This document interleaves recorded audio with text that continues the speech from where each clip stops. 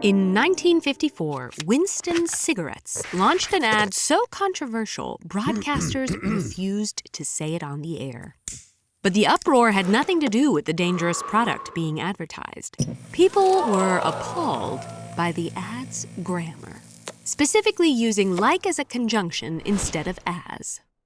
Grammatical incidents like this have caused outrage in various regions and languages for centuries.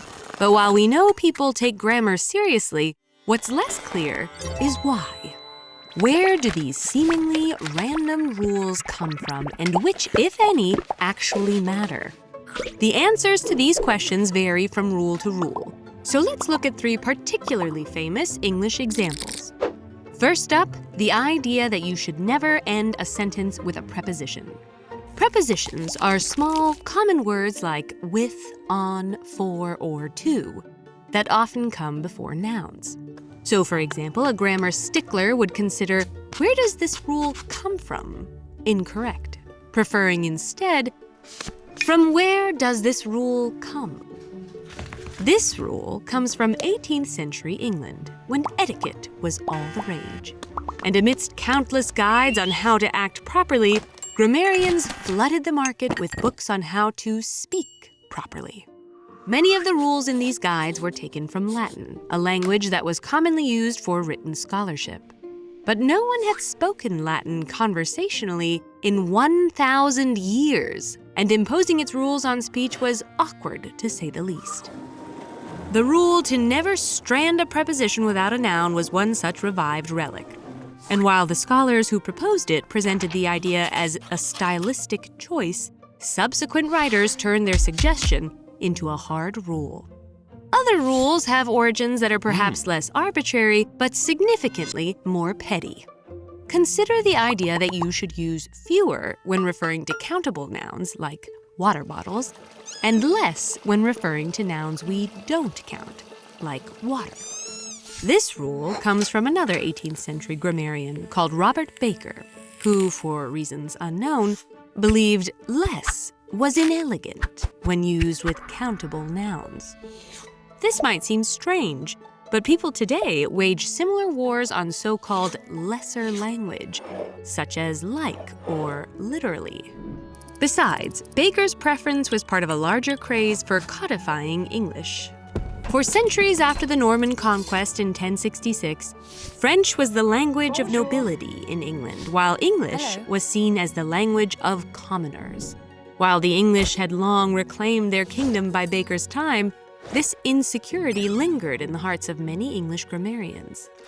In fact, Baker also wanted King George to establish an Academy of Letters with 50 officials to protect the English language. That's 10 more officials than were employed in France's grammar guard, l'Académie Française. Many English grammar rules have similarly silly origins, such as efforts to distinguish over from more than, or our attachment to Latin plurals like fungi and formulae.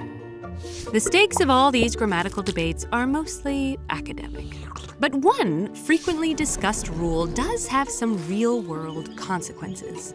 For centuries, they has been used in classic literature and everyday speech as both a plural and a singular pronoun. And today, many non-binary and transgender individuals prefer to use they, them as singular pronouns to refer to themselves. 19th century grammarians, however, believed that they should be an exclusively plural pronoun. Furthermore, in cases where they could be used as a singular pronoun, they argued the word should be swapped for the generic he. This was an obviously patriarchal decision, and during the 1970s, activists eventually convinced some usage guides to begin using he or she. But today, this quibble continues to cause confusion, even though most official grammar guides have accepted they as both a singular and plural pronoun. This isn't the first time we've had this kind of pronoun predicament. For centuries, you was also considered an exclusively plural pronoun.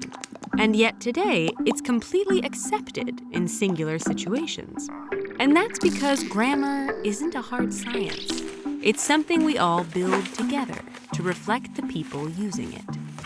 So however strange a rule's origins may be, the usage we choose to respect today is far from arbitrary.